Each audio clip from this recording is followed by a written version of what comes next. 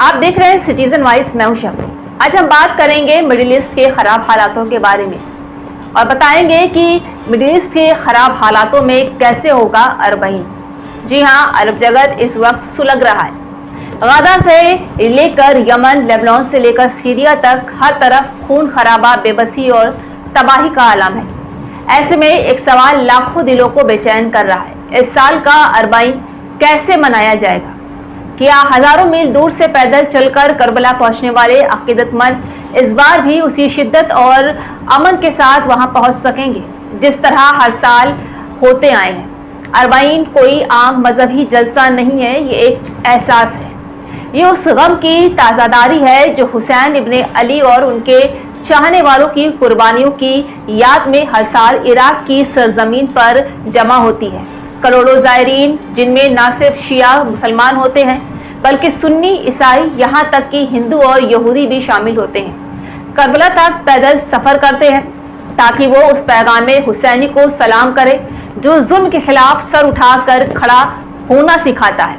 लेकिन इस बार फिजा कुछ और ही है। ईरान और इजराइल के दरमियान तनातनी अपने चरम पर है।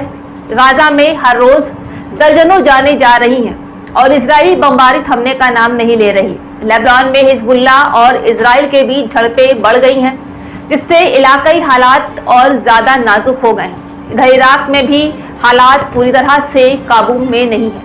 बगदाद और बसरा जैसे शहरों में आए दिन छोटे मोटे धमाके या मिलिशिया के बीच टकराव की खबरें आती रहती हैं। ऐसी सूरत में अरबईन जैसे विशाल इंतजाम की हिफाजत का एक बड़ा सवाल बन गया है। वहीं इराकी सरकार ने ऐलान किया है कि वो इस साल अरबईन के लिए सिक्योरिटी के इंतहाई सख्त इंतजाम कर रही है।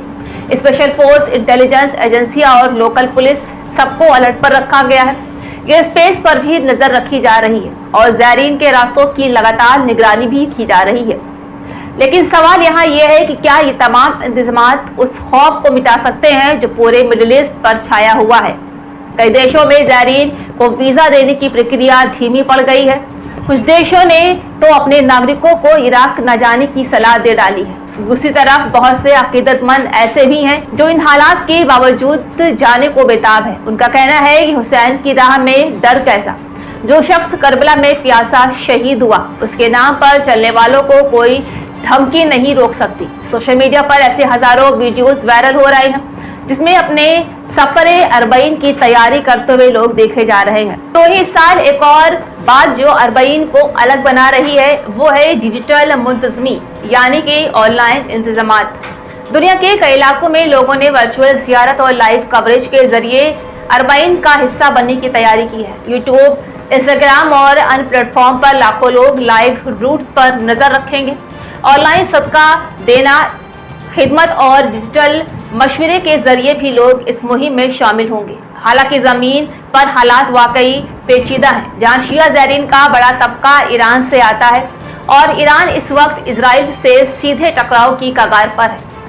कोई भी बड़ा हमला या जवाबी कार्रवाई अरबईन के रास्तों को सीधा निशाना बना सकती है। यही वजह है कि बहुत से लोग दुआ कर रहे हैं कि कम अज कम इन दिनों में अमन कायम रहे ताकि हुसैनी रूहानियत को कोई नुकसान ना पहुंचे। एक और चिंता इराक के अंदर मौजूद अलग अलग मिलिशियाई गुटों को लेकर भी है। बहुत बार ऐसा हुआ है कि ये गुट आपस में या सरकारी फोर्सेस के साथ टकरा गए हैं, लेकिन अरबईन के दरमियान ये तमाम गुट एक दूसरे से तालमेल बनाते हैं और अपनी अपनी खिदमतें अंजाम देते हैं। हर साल की तरह इस बार भी जो ज़ायरीन के लिए खाने पीने और ठहरने का इंतजाम करते हैं, अपनी जान की परवाह किए बगैर मैदान में है। उनका कहना है कि हमारी रूह का सुकून इसी में है कि हुसैन के चाहने वालों की खिदमत कर सके, चाहे वो कुछ भी हो। लेकिन सियासी ताश के पत्तों पर टिके इस मिडिल ईस्ट में कुछ भी तय नहीं है। अमेरिका, ईरान, इजराइल, सऊदी अरब और तुर्की जैसे बड़े खिलाड़ी हर दिन कोई नया बयान या कदम उठा रहे हैं जो हालात को और उलझा देते हैं। इन सब के बीच अगर अरबईन का कारवां बेखौफ और बेदाग करबला पहुंच जाए तो ये किसी मोजिज़े से कम नहीं होगा। आखिर में यही कहा जा सकता है कि अरबईन सिर्फ एक मजहबी रस्म नहीं, ये मजलूमियत, सच्चाई और इंसाफ की तलाश में निकले कदमों का नाम है। चाहे रास्तों में बम हो या बारूद सुरंगे, हुसैन के चाहने वाले हर हाल में पहुंचते हैं।